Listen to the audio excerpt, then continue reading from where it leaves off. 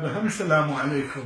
أنا وعدتكم بالحلقة اللي قبل هاي قلت لكم اليوم جاوبتي بيها هواي شغلات أريد أقول لكم إياها، وأريد أسألكم حظ وبخت، وراح أضرب لكم مثل قريب صار اليوم أقسم بالله.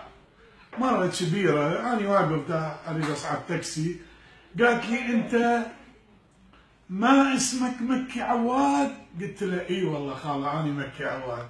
ابوي اشونك؟ طلعت من الموصل. قالت لي ابوي اريد اسالك سؤال، اشني يعني داعش؟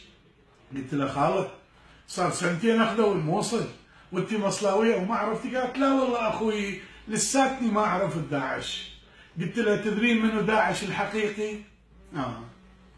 احنا بدنا نحارب داعش لنشوه سمعة الإسلام الحقيقي أمام العالم الآخر، يعني أوروبا والدول المتحضرة.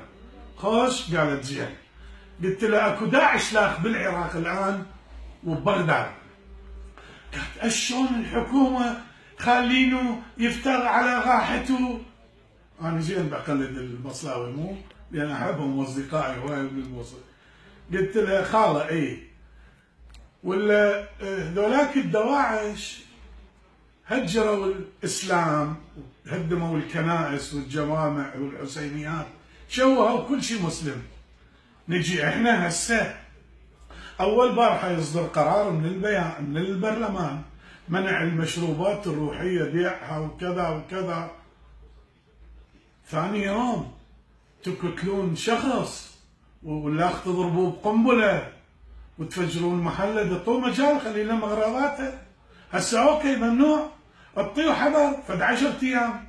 شوفوا اخواني، هو هذول الدواعش اللي يريد يلهون بالمعركه. ترى كثير من المقاتلين من اخواننا واصدقائنا المسيحيين الان يقاتلون الدواعش، بس هذا الداعش الخلفي، يعني يسموه الفيلق الخلفي للدواعش. خلي يزعلون، خلي يقولون احنا ننتمي، انت ما تنتمي، انت لا عراقي ولا مسلم ولا عندك غيره. طيب مجال صدرت منع، خلي له مغراضاته. انت ثاني يوم تطب باب المحل وتضرب قنبله، يمو هذا العالم راح يشوف الاخبار، راح يقول نعم هم نفس الخلق اللي عندنا الدواعش الانجاس برا، عند الدواعش اللي بالداخل. واذا غلطان سبوا الحجي عواد من هنا لعقب باكر، بيكم وما تسبون يا عمي. انطوهم مجال يعزلون، يشيلون، يغير محله، يلم اللبلبي والباقله طابخها قبل يومين.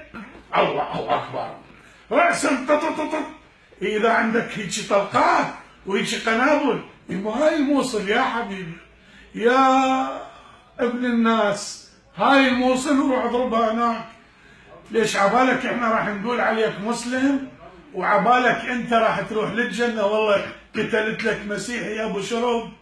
يابا وحق لا اله الا الله، بالاضافه الى ما قال رب العالمين بالقران: من قتل نفس بغير، يعني بعمد، بهدف مشوه، كأنما قتل الناس جميعا، ومن أحيا نفسا كأنما أحيا الناس جميعا. أنت تعطي مجال، قل له يابا ترى صدر قرار من خلي يتبلغ من الشرطة، خلي يتبلغ بالقرار من الجريدة الرسمية. شلت الرمانة مالتك على المطار دري شنو القضية بابا؟ لك بابا هذا مو إسلام وأنت بريء من الإسلام. المسيحي من أهلنا، من أخوتنا، من أهل الكتاب. بعدين احنا وياهم صار عمر، بعدين بيني وبينكم ترى هم قبلنا بالعراق، قبلنا. هي ما تصدق سب الحجي عواد اليوم، بيك وما تسب، روح بفالك. بس عمي هلا بالمروح.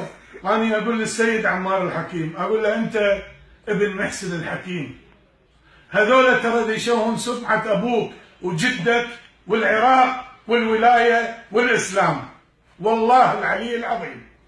والسلام عليكم.